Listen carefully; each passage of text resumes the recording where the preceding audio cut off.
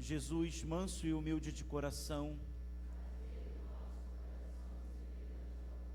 queridos irmãos, nós hoje celebrando o 23º domingo do tempo comum, recebemos do Senhor textos que mostram como o Senhor vem ao encontro da nossa enfermidade, não só física, mas da física para a espiritual. E vale destacar, nesse primeiro momento, a primeira leitura de hoje, tão bonita, muito usada no tempo do Advento. Ela aparece novamente na liturgia, nos textos próximos, daquela preparação próxima para o Natal, não sei se no dia 17 ou 18 de dezembro, mas é por ali, quando ouvimos do profeta Isaías, que na tradução do português do Brasil é muito feliz, e para nós ecoa muito, quando diz: dizei às pessoas deprimidas. No nosso tempo, um dos piores males que existem, que até tem iniciativas de mês, acho que é esse mês, não? De prevenção contra a depressão. E embora o texto sagrado não esteja falando especificamente do que nós entendemos como a depressão hoje, quer dizer das pessoas que estão cabisbaixas e outras realidades, mas o texto sagrado não entende, é claro, o profeta Isaías não tinha noções de psicologia que se tem hoje, mas também se aplica a dizer às pessoas do nosso tempo que sofrem, e há muita gente em proporções diferentes que vive isso: criai ânimo. Ânimo é uma palavra forte, porque não é só empolgação, não é só euforia. Ânimo é a força interior, é a alma. A alma, em latim, alma é anima, exatamente, é aquilo que dá força, sustento ao corpo. Portanto, Isaías diz: criai ânimo, como oráculo do Senhor, às pessoas deprimidas. Não tenhais medo. Essa palavra é sempre intrigante, porque Jesus repetiu várias vezes ela: não tenhas medo. E ele usou em vários contextos. Mas não tenhas medo não significa que o medo existencial, a angústia da nossa existência vai ser suprimida. Até as pessoas mais fortes, que acham que não tem medo de nada, todo mundo tem medo de alguma coisa, e o medo vai continuar a existir sempre. No entanto, para aqueles que recebem o oráculo com fé, recebem esse trecho da palavra de Deus com fé, criai ânimo, não tenhas medo, significa não parar no medo. E às vezes, uma das coisas que mais gera depressão nas pessoas é o medo, a angústia. E daí, irmãos e irmãs, essa palavra do Senhor nos traz grande ânimo. Vede, é vosso Deus, é a vingança que vem, é a recompensa de Deus, é Ele que vem para nos salvar. Portanto, ao prepararmos o Evangelho de hoje, não tem como não receber esse oráculo, essa palavra, que também vai dizer: então se abrirão os olhos dos cegos, se desencerrarão os ouvidos dos surdos, o coxo saltará como um cervo, e se desatará a língua dos mudos, assim como brotarão águas no deserto, e jorrarão torrentes no ermo, a terra árida se transformará em lago, e a região sedenta em fontes d'água. Diante dessa passagem, é o fundamento para lembrar a missão messiânica de Jesus. Ele vem cumprir aquilo plenamente que havia se prometido pelos profetas, e é no contexto de uma cura, no Evangelho de Marcos, que essa palavra se aplica, de um surdo mudo. Na verdade, é um mudo aqui, ele fala com dificuldade, o que é natural. Alguém que tem problema de audição vai ter problema na fala, não é?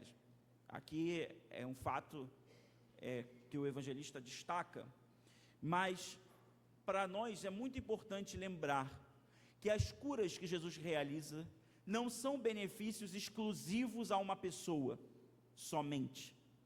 Quando Jesus faz um milagre, ele cura uma pessoa nos evangelhos, aquele milagre não é só um benefício exclusivo para aquele indivíduo.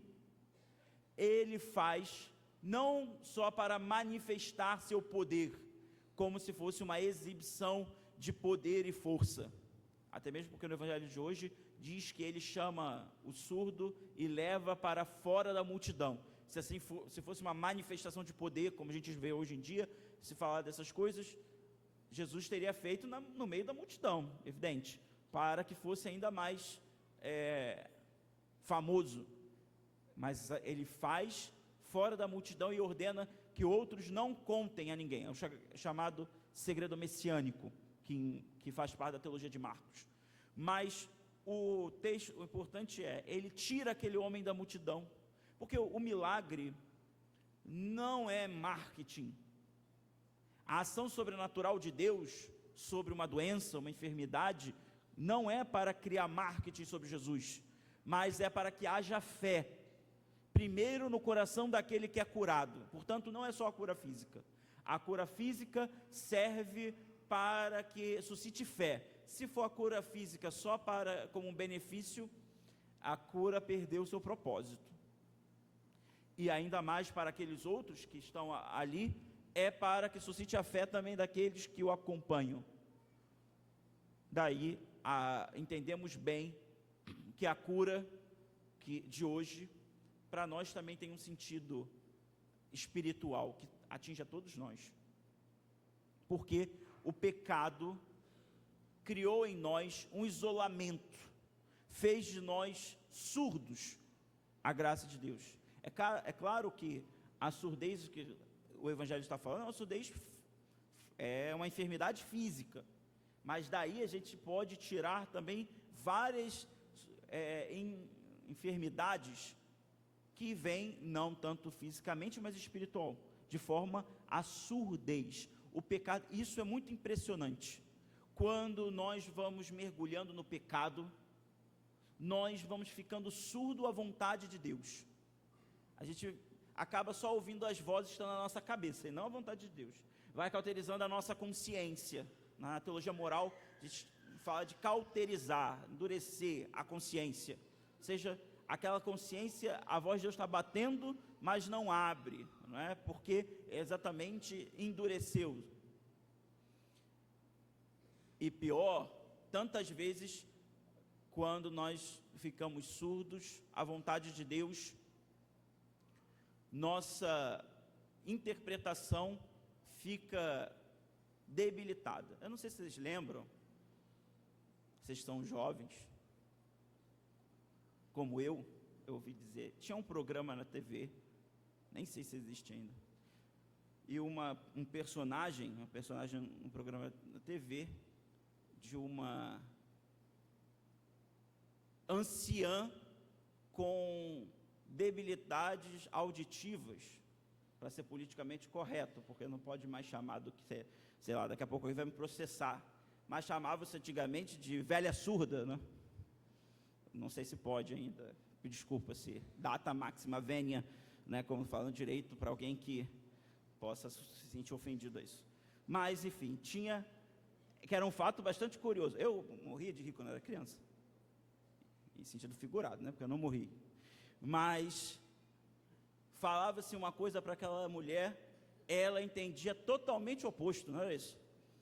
Era um negócio que não tinha, uma coisa estapafúrdia, coisa que não tinha nada a ver com aquela realidade.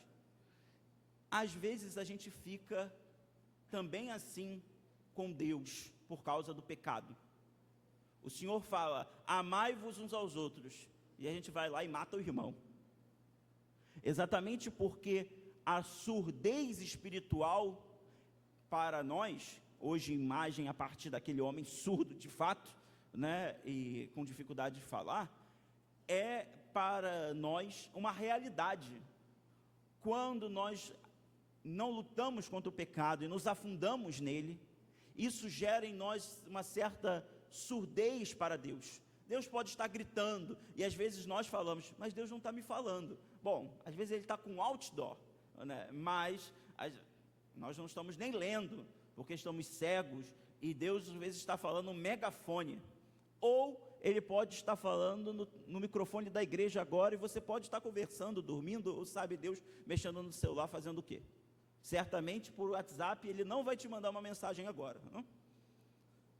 E a gente fica ensurdecido pelas coisas do mundo, pelo pecado, que nos torna incapazes de ouvir a voz de Deus. Isso é um mal muito grande. No evangelho de hoje, mostra como um ritual. Jesus faz um ritual. Ele age ali, é um sacramento. O Concílio Vaticano II, quando falou dos sacramentos, bem definiu que os sacramentos são feitos através das palavras e dos atos. Todo sacramento tem matéria, forma e ministro. No entanto, quando a gente pensa nos sacramentos, poderíamos condensar isso, eles são feitos por palavras e atos. Às vezes, nós ocidentais, que gostamos da praticidade, a praticidade é a morte do amor, tá certo? Guardem isso, a praticidade é a morte do amor. Quando se quer fazer tudo muito prático e não do jeito certo que tem que se fazer, morre o amor. É impressionante. Não, vamos fazer o mais prático aqui. É coisa ocidental isso. Vamos fazer o mais prático e aí os gestos perdem seu valor. Mas Nosso Senhor não é ocidental e viveu há mais de 2000 anos, vive há mais de 2000 anos. Então ele faz ali um ritual que para nós, salvaguardando proporções, é um sacramental, digamos assim. Pediam que ele impusesse a mão, mas Jesus afastou-se do homem para fora, com o homem para fora da multidão. Em seguida colocou os dedos nos seus ouvidos, cuspiu e com a saliva tocou a língua dele. Acho que muitos de nós talvez não fôssemos querer a cura só por causa disso, né? Porque ele era, afinal de contas, surdo, mas não cego. Estava vendo o que Jesus estava fazendo ali.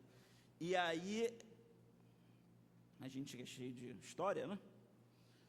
E olhando para o céu, suspirou e disse: Éfata, que quer dizer abra-te. Que belo.